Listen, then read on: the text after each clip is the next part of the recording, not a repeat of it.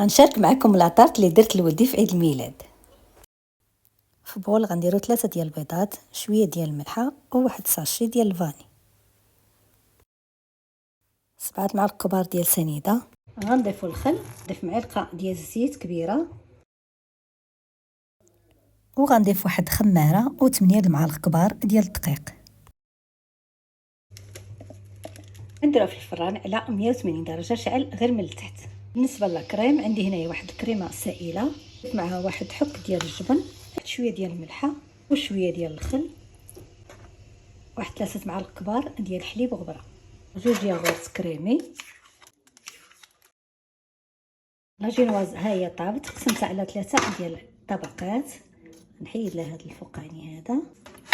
غنسقي الطبقه الاولى وغنديروا لها كريم، وغندير شويه ديال الفخومبواز الوسط الطبقه الثانيه ونسقيها حتى هي.